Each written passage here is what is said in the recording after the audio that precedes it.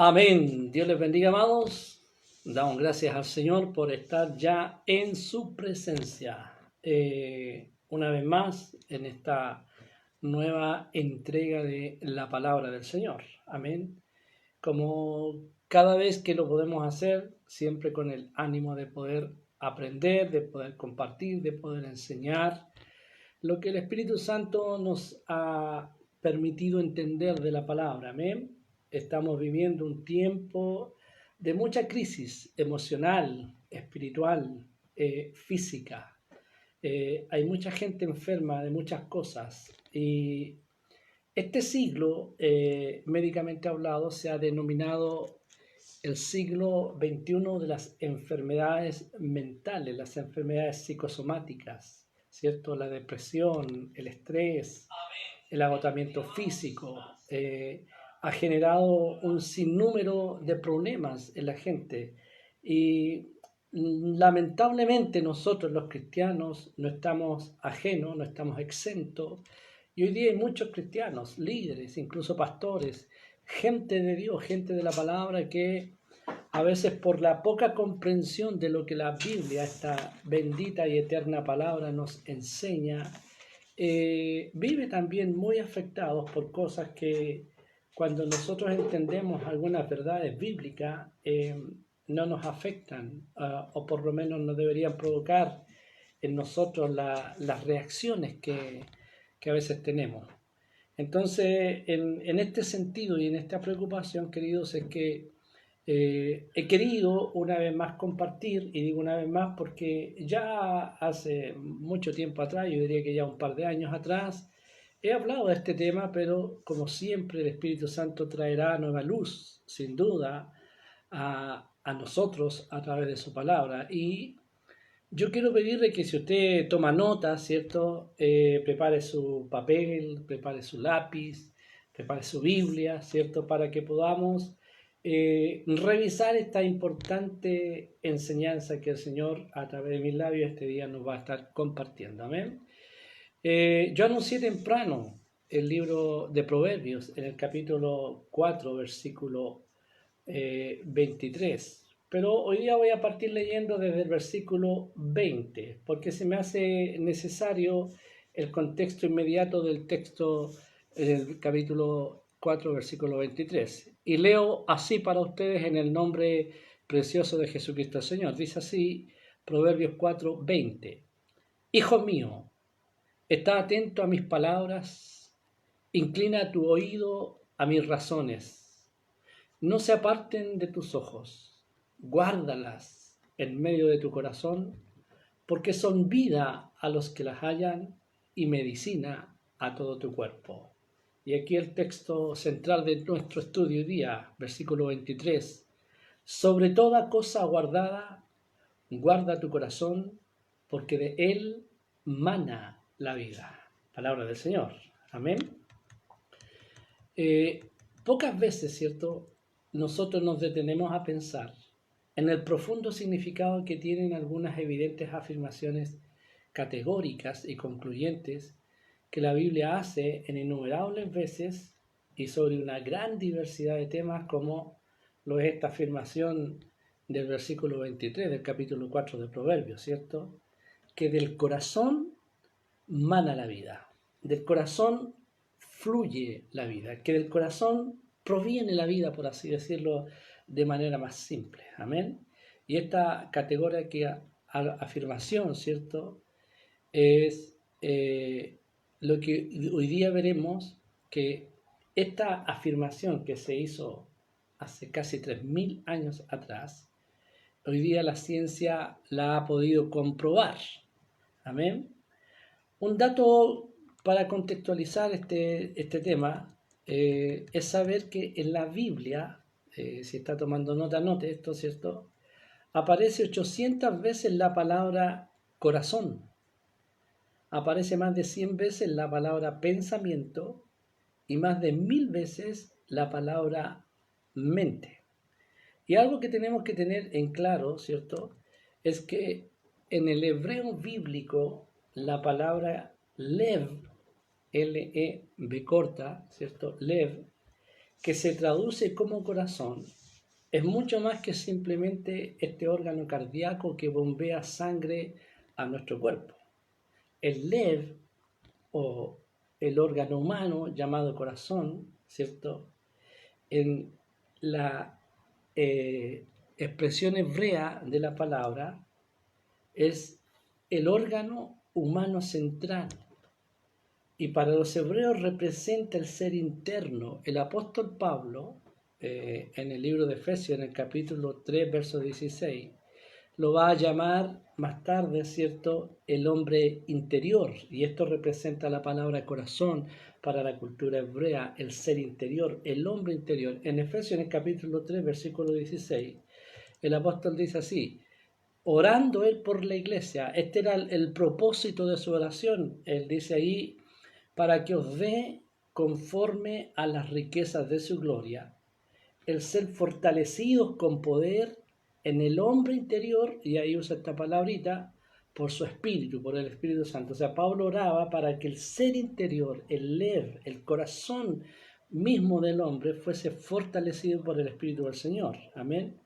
Por lo tanto, nosotros podemos decir que el lev, o corazón, cuando el Proverbios en el capítulo 23 está hablando y diciendo: de toda cosa guardada, guarda tu corazón, ¿cierto?, al cual la escritura se refiere, es el asiento de las emociones humanas, la mente consciente, que es la reguladora de todos nuestros sentimientos, de nuestras emociones, de nuestras sensaciones. Los griegos llamaron a esto, usted a lo mejor ha escuchado la palabra psiquis, la psique, es decir, para ellos era el alma misma del ser humano. Por esa razón es que la Biblia, en el texto hebreo original, usa la palabra lev para referirse al corazón, no como el órgano que está bombeando sangre, sino como el corazón, el centro del pensamiento humano. Amén. Es lo que en la Biblia reconocemos como el alma consciente del ser. Amén. Entonces, de esa forma nosotros podemos decir que cuando la Escritura nos dice aquí en este capítulo 4, versículo 23 de Proverbios, que de todo lo guardado guardemos nuestro corazón, porque de él mana, fluye la vida, lo que nos está diciendo allí en palabras simples es que la vida misma, ¿cierto?, depende, ¿cierto?, y está condicionada a la manera de pensar. Y esto, queridos, es algo concluyente en toda la cosmovisión bíblica acerca de esta relación mente-acción, mente-emoción, mente-condición. Lo que quiere decir, en suma, ¿cierto?, es que pensamos, lo que pensamos finalmente condicionará el resultado de todo lo que nosotros seremos y haremos en la vida. Como nosotros pensemos, ¿cierto?, seremos. Lo que nosotros pensamos condiciona totalmente lo que somos y hacemos en la vida. Así que cuando yo dije que este texto, el del capítulo 4, verso 23, ¿cierto?, que la base del estudio de hoy día es una afirmación científica, yo quiero referirme ahora a que, como les he venido diciendo previamente, se ha ratificado a través de las ciencias neurológicas. Yo aquí voy a decir algunas palabritas y algunos conceptos que son a lo mejor difíciles de entender, que son muy amplios realmente en su significado, pero yo voy a tratar de sintetizar, de resumir un poco estos conceptos para hacerlo más claro y entendible, pero son mucho más amplios, implican mucho más cosas de las que yo voy a decir. Así que, pero quiero que usted lo escuche, ¿cierto? Entonces, la ciencia ha ratificado, la ciencia neurológica, que es el campo de la ciencia que estudia todo lo relacionado con el sistema nervioso en todos sus aspectos e influencias, tanto en lo ontogenésico, que es el origen, la ontogenesia estudia el origen de la genética, de la raza, todo lo relacionado también al entorno social y evolutivo del ser humano, y la filogenética, que es el aspecto interno, es decir, el estudio del humano mismo, la persona y la biogenética. Todo esto está dentro de la rama de la neurología, de la neurociencia, y que estudia la cuestión orgánica pura, lo que tiene que ver con el organismo mismo. Esto se llama neurociencia, abarca todo esto, estudia todo esto. Y los estudios de la neurociencia, ¿cierto? Y esto es lo interesante de lo que yo estoy diciendo, es que esta ciencia han descubierto hace no muchas décadas que las personas generan alrededor de 6.000 pensamientos cada día. Mire, usted genera alrededor de 6.000 pensamientos cada día. Y cada vez que usted tiene un pensamiento de la naturaleza que sea, el cerebro genera una sustancia química que se llama neuropéptidos. A ver, dígalo conmigo, neuropéptidos. Ahora, esta sustancia química, ¿cierto?, palpable, que genera el cerebro cada vez que usted tiene un pensamiento, es decir, aproximadamente 6.000 veces al día, su cerebro está generando neuropéptidos que se alojan en cavidades neuronales, generando lo que llamamos nosotros emociones. Nosotros tenemos emociones, todos los seres humanos somos un cúmulo de emociones, buenas y malas, pero estas emociones tienen una explicación científica que a través de estos estudios, ¿cierto?, de la neurociencia se ha descubierto cómo el cerebro genera en cada pensamiento estos neuropéptidos y estos van a unas cavidades neuronales que son las que finalmente van a generar nuestras emociones. O sea, uno tiene un pensamiento de alegría, ¿cierto?, y se va a generar esa sustancia, va a llegar ahí a las cavidades neuronales y a nosotros nos va a producir una sensación de placer, de satisfacción. Si nosotros tenemos un pensamiento acerca de algo triste, depresivo, va a pasar lo contrario. El cerebro va a generar esta sustancia llamada neuropéptido, va a ir ahí a las cavidades neuronales y la emoción consecuente va a ser de aflicción, de angustia, de depresión. ¿Me entiende? Hay una relación pensamiento y reacción en las emociones nuestras. Esto es lo que la neurociencia ha descubierto, ¿cierto? Esta relación. Ahora, lo más interesante es lo que han venido descubierto en las últimas décadas y que tiene relación con lo que yo les estoy diciendo acerca de este proverbio. De toda cosa guardada, guarda tu corazón porque de él mana la vida. Y lo que han descubierto en las últimas décadas es que además estos neuropéptidos, que son estas sustancias que de acuerdo al tipo de pensamiento que nosotros tenemos son cargados positivo o negativamente, se van también en un gran porcentaje, ¿cierto?, a las cavidades de las membranas de las células llamadas linfocitos. A ver, dígalo conmigo, células llamadas linfocitos. Para los que no sepan lo que son los linfocitos son las células, el grupo de células, el mayor grupo de células que compone el sistema inmunológico.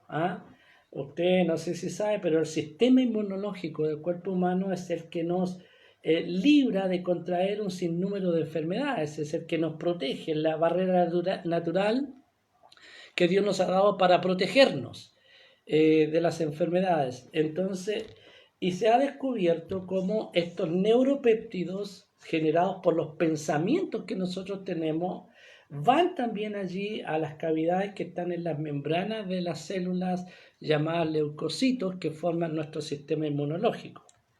Ahora bien, y aquí es donde se genera esta relación mente y salud, mente y condición de vida, pensamiento y reacción, ¿cierto? Porque los pensamientos que tenemos nosotros, ya sean positivos o negativos, están influyendo físicamente, directamente, afectando nuestro sistema inmunológico. Y esto es muy interesante porque a eso yo me refiero cuando digo que esta afirmación que está escrita hace casi 3.000 años atrás, por Salomón en el libro de Proverbios, cuando no se tenía ni una idea de todos estos estudios, ya a través de este hombre Dios había dicho, ¿cierto?, que de la forma de pensar, ¿cierto?, iba a estar condicionada la vida. Por eso le da un valor por sobre todas las cosas. Si hay algo que usted tenga de valor, si hay algo que usted quiera cuidar, guardar en la vida, ¿cierto?, el Señor a través de este proverbio escrito hace más de 3000 años dice así: de todo lo que has guardado, de todo lo que tú cuidas, de todo lo que tú valoras, de todo lo que para ti tiene valor y precio, guarda ante todo tu mente, tu corazón. Acuérdese, el lev, el centro del ser humano, el lev en hebreo, recuerde, ¿cierto? El corazón del ser, el hombre interior, guárdalo de todo, porque de ese pensamiento, de esa mente, de esa forma que tú tienes de pensar, se generará toda tu vida. Como tú piensas, ¿cierto? Será finalmente tu vida. Ya en el siglo pasado, incluso un filósofo francés, Descartes, ¿cierto?, él hizo célebre mundialmente una frase que dice: pienso, luego existo.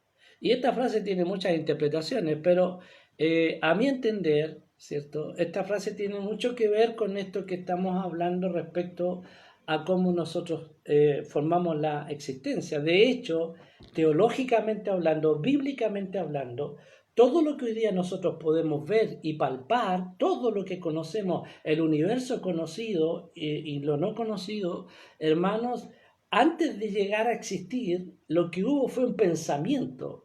Y de ese pensamiento, que en este caso fue el pensamiento de Dios, surgió el universo. Del pensamiento de Dios surgió usted y surgí yo. Dios primero pensó y luego hizo. La Biblia no dice textualmente que Dios pensó, pero es evidente. O sea, Dios no dio un pestañazo en la eternidad pasada y que sea lo que sea, no. Dios pensó, Dios planificó, Dios creó primero en su mente infinita y eterna cómo iba a ser la creación. Dios pensó incluso a nivel ya humano de usted y de mí, ¿cierto? Él pensó y pensó en la caída y en la restauración, pensó en la degradación humana y en la exaltación. Todo lo que nosotros hoy día podemos ver y tocar es el resultado de un pensamiento, ante todo el pensamiento divino, el pensamiento de Dios. Y luego nosotros, lo que nosotros vivimos, todo lo que usted y yo hacemos, es el resultado de un pensamiento que tuvimos en algún momento.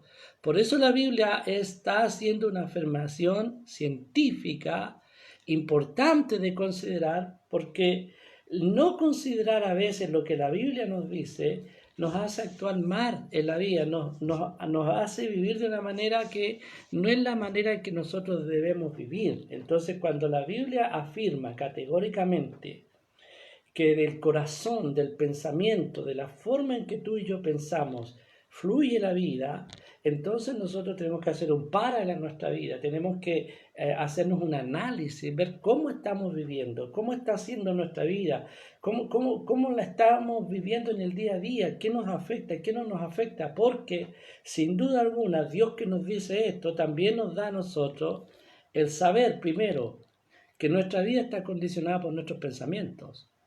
Y segundo, que Dios puede poner en orden nuestros pensamientos desordenados, porque recuerde que la caída, el pecado en el hombre ha hecho que el hombre pervierta sus pensamientos, pervierta su corazón. Por eso ya en el Génesis dice Dios, hablando acerca del hombre, al que le da una y otra oportunidad, dice que de continuo el pensamiento de los hombres era el mal.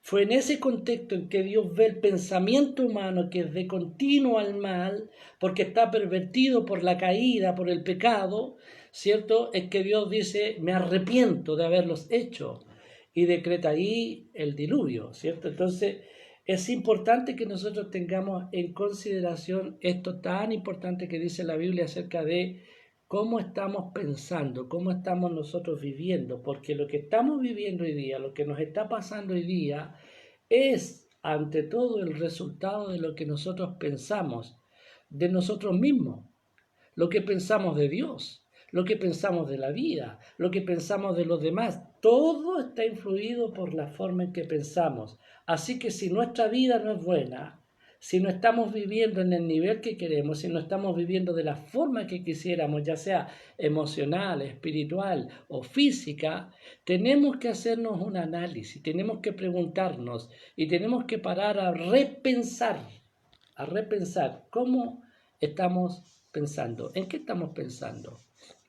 Y en eso, hermanos, se nos vuelve importante entender esta temática que la Biblia expone. En palabras simples, ¿cierto? Nuestros pensamientos influyen directamente en nuestra condición de salud emocional, física y espiritual. Esto es lo que la ciencia ha probado y que la Biblia afirma contundentemente en este proverbio. De toda cosa guardada, guarda tu corazón, porque de él emana la vida. Amén. Así que yo quiero, en base a la comprobación científica, ¿cierto?, que aquí les he mencionado, decir que este fluir de la vida, de acuerdo a lo que pensamos, puede otorgarnos entonces una muy buena condición de vida o una muy mala condición de vida, ¿cierto? Y ojo que esto no tiene nada que ver con esa teología nefasta de la prosperidad, de que porque soy cristiano, de que porque soy hijo de Dios, todo va a fluir en abundancia, en riqueza, en prosperidad, en salud, en bienestar. No, no, no. No tiene que ver con eso. Amén. Pero sí hay algo en la cosmovisión bíblica. Y es de Génesis y Apocalipsis que Dios nos muestra que Él quiere nuestro bienestar. Dios quiere que estemos bien. Dios nos creó, hermanos míos, no para la infelicidad. Dios nos creó para la gloria de su nombre. Y nosotros podemos glorificar a Dios cuando estamos bien, ¿cierto? Nadie glorifica a Dios cuando está ahí en el derrotero, en la enfermedad, en la angustia, en la miseria. No, no, no. Nosotros glorificamos a Dios también cuando estamos bien, cuando estamos sanos, cuando estamos provistos, cuando estamos cubiertos, cuando podemos decir, el Señor ha sido bueno, el Señor me ha guardado, el Señor me ha bendecido. Aún en las pruebas, aún en medio de los conflictos, ahí ha estado la mano del Señor. Amén. Así que nosotros, entendiendo esto, hermano, también tenemos que entender que hay ahí en la Biblia, ¿cierto? Mira, hay una infinidad de ejemplos. Tal vez alguno a esta altura esté pensando, o más de alguien que está viéndome ahora, ¿cierto? Me va a ver en el futuro este video, ¿cierto? Que tal vez hay alguna influencia de la metafísica en el pastorado. Algunos se preguntan, ¿y qué es metafísica? Bueno, la metafísica es el estudio de aquello que está más allá de lo físico. Eso es literalmente metafísica, el estudio de lo que está más allá de lo físico. O sea, metafísica más allá de lo físico. Y hay toda una pseudociencia al respecto.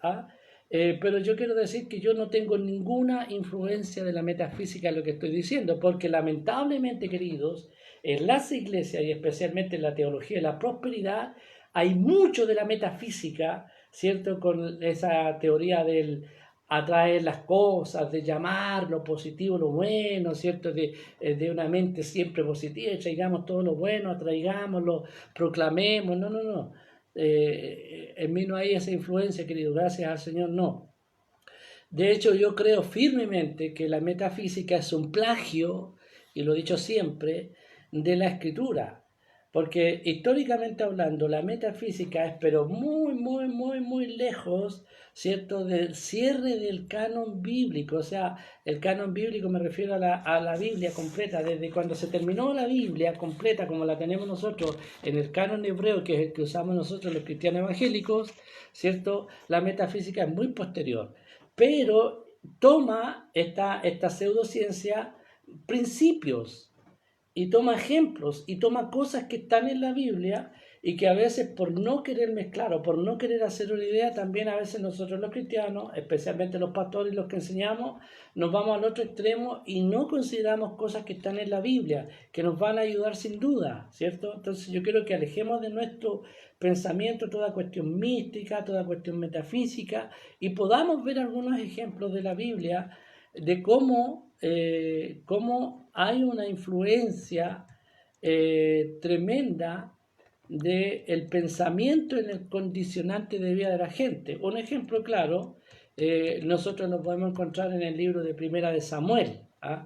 En 1 Samuel, en el capítulo 25, en el versículo 25, se nos narra ahí un episodio donde David está con sus guerreros en un momento en que están ahí con hambre y con necesidad de algunas cosas, cuando están en medio de un conflicto de guerra, y entonces manda a sus soldados a la hacienda de Nabal, así tal como suena, Nabal con B larga, ¿cierto?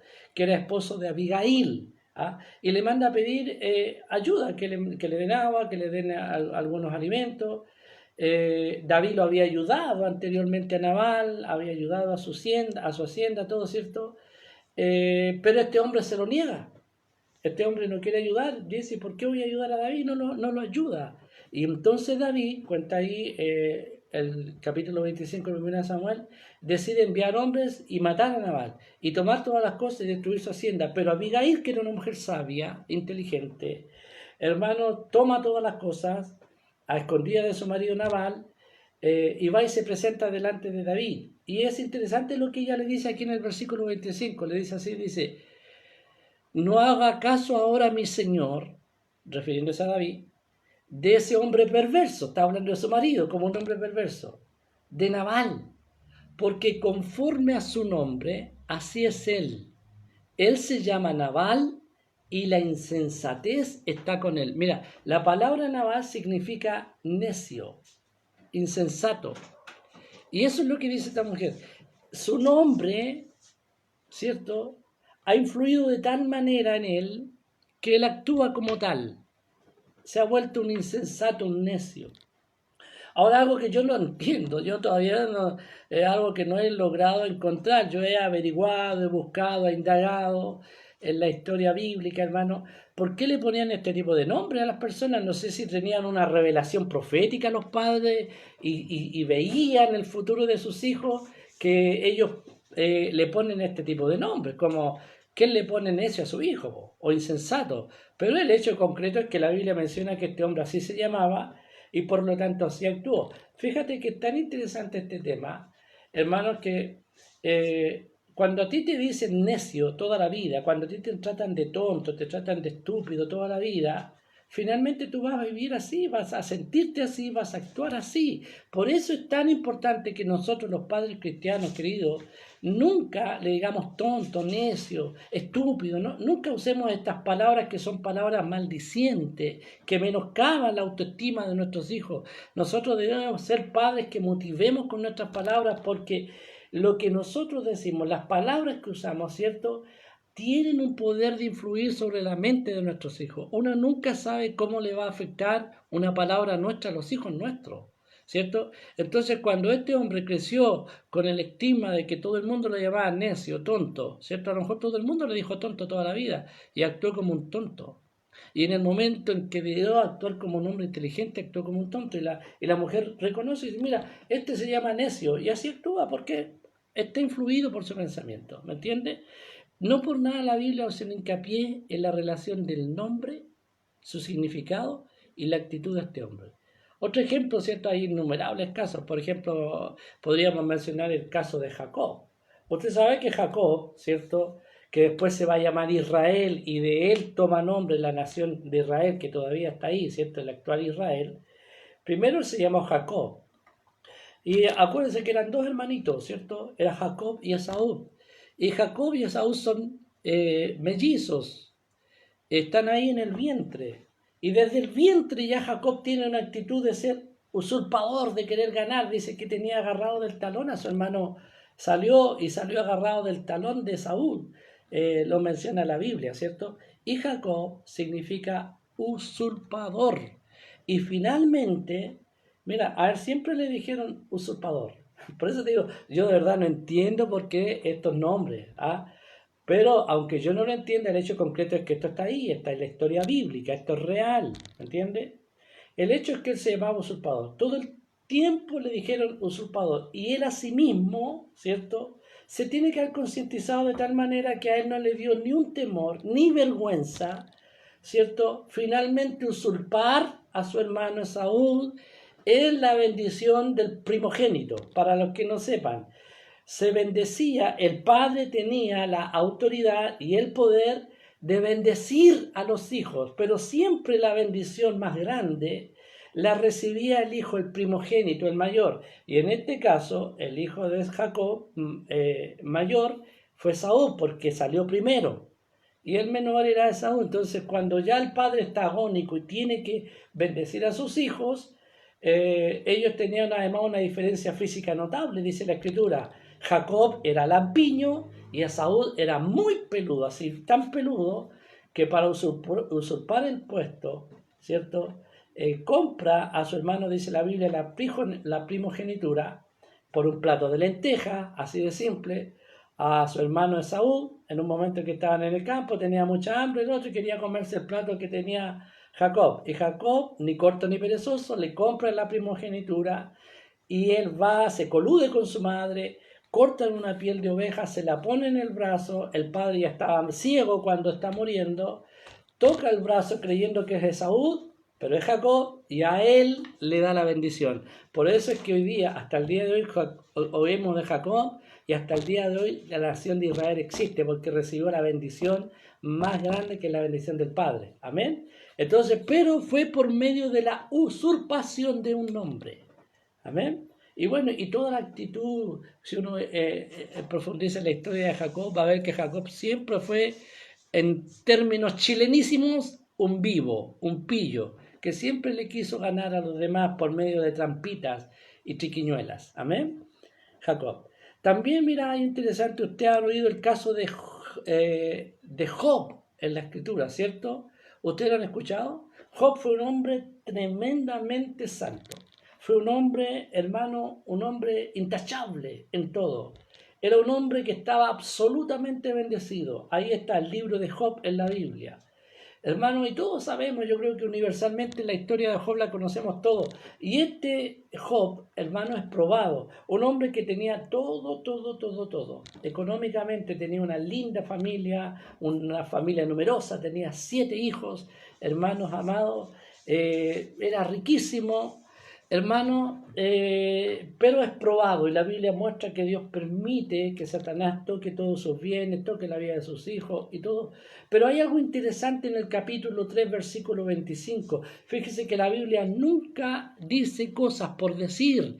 La Escritura, cada vez que nos menciona algo, que nos dice algo, es porque Dios quiere que pongamos ojo allí. Algo hay allí que nosotros necesitamos ver y entender. Y en el capítulo 3, versículo 25 del libro de Job dice así: porque, dice Job hablando, el temor que me espantaba me ha venido y me ha acontecido lo que yo temía. Se lo leo de nuevo.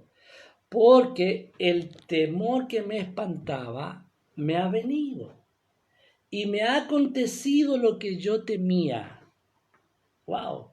No sé si usted lo piensa, pero yo lo voy a hacer pensar un poquito sobre estas palabras.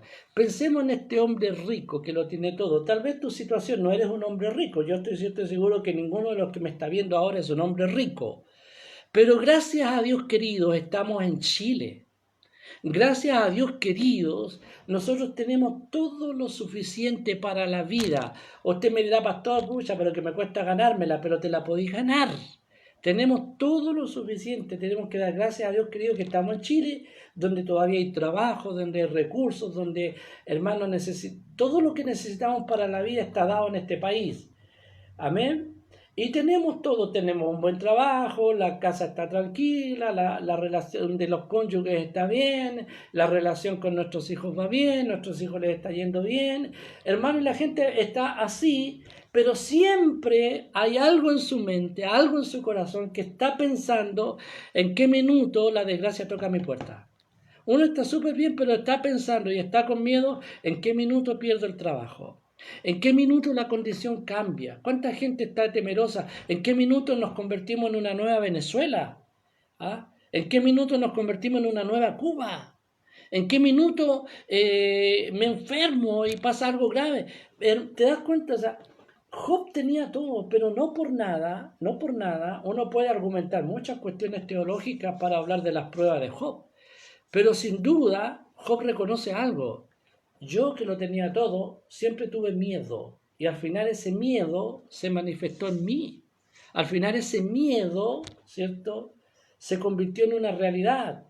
Lo que yo tenía, temía, me espantaba, tenía algo, un temor. ¿Cuál era el temor? Perderlo todo. Y lo perdió. Y le aconteció lo que él temía. Por eso que la Biblia dice, de toda cosa guardada, guarda tu corazón. Mira, de todo lo que tú puedas cuidar y valorar, guarda la forma en que piensas. Guárdala, guárdala. Por eso la Biblia nos presenta esto. En el mismo capítulo 23, versículo 7 de Proverbios, también donde está enseñando acerca del hombre necio. Y yo, mira, voy a ir concluyendo por hoy día porque no voy a poder terminar completamente este tema hoy día. Vamos a pasar ahora a ¿cómo se llama? A cómo salimos de esto. Pero esto lo vamos a ver, Dios mediante, en la próxima entrega. Amén. Pero quiero concluir con el capítulo 23, versículo 7 de Proverbios, hablando acerca de los necios, de los hombres necios. ¿Ah? Dice así, porque ¿cuál es el hombre necio? ¿Cuál es en su pensamiento, ¿cierto? En su corazón, tal es él. O sea, como uno piensa, es. ¿Qué piensas de ti? ¿Qué piensas de ti? ¿Cuál es el concepto que tienes de ti mismo? ¿Cierto? Tal vez el concepto que tú tienes es que yo no puedo, nunca lo voy a lograr, nunca lo voy a alcanzar, nunca me voy a sanar. ¿Ah? O tienes el miedo a, pucha, por ejemplo, en nuestras familias hay algunos antecedentes de enfermedad genética que se han ido transmitiendo, ¿cierto?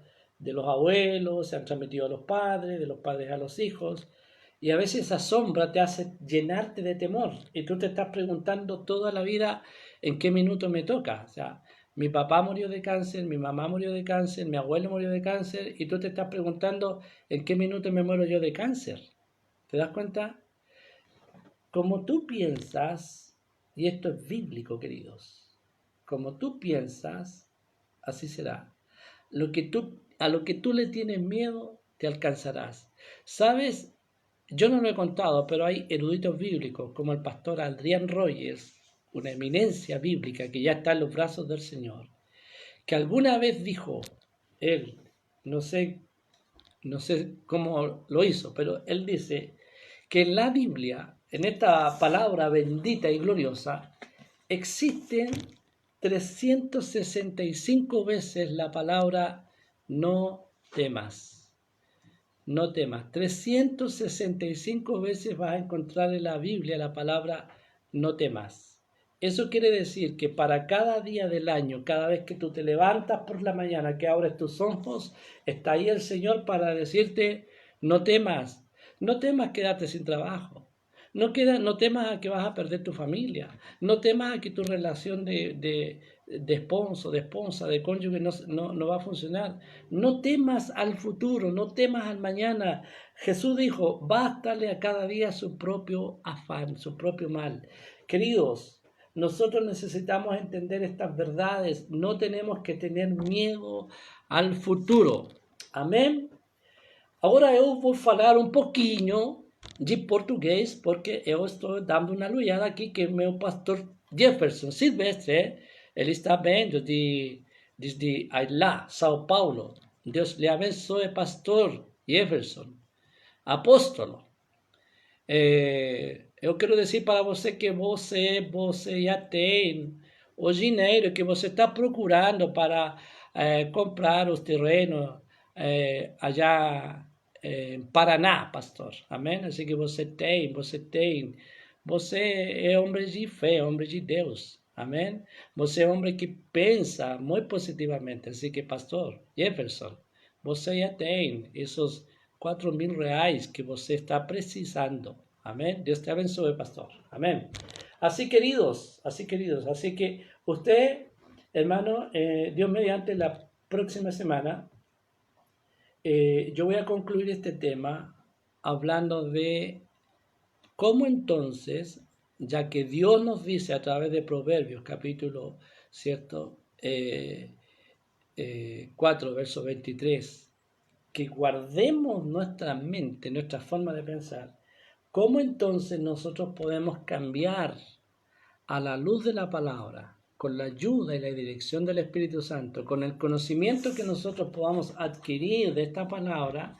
¿Cómo podemos entonces cambiar nuestra forma de pensar para dejar de estar en el temor continuo, para dejar de estar en la depresión continua, para dejar de estar en la enfermedad continua? ¿Cómo poder cambiar para poder vivir la vida plena que Jesús nos ofrece? Recuerde que Él dijo: yo he venido para que ustedes tengan vida y la tengan en abundancia. Es el apóstol Pablo el que después va a usar el Señor para decirnos a través del apóstol: estad siempre gozosos. ¿Cómo vivir en esa condición de vida, de estar siempre contentos, de estar siempre gozosos? ¿Cómo poder vivir la vida de tal manera que no sean mis pensamientos lo que anule el plan y propósito de Dios para mi vida? Que no sean mis pensamientos negativos los que me hundan y me suman en la enfermedad física, emocional y espiritual. Dios tiene sin duda respuesta y solución. Dios mediante, la próxima semana veremos esas respuestas y esas soluciones, porque si hay algo que Dios quiere hacer es curarnos del alma, del espíritu y del cuerpo. Dios les bendiga, queridos. Amén.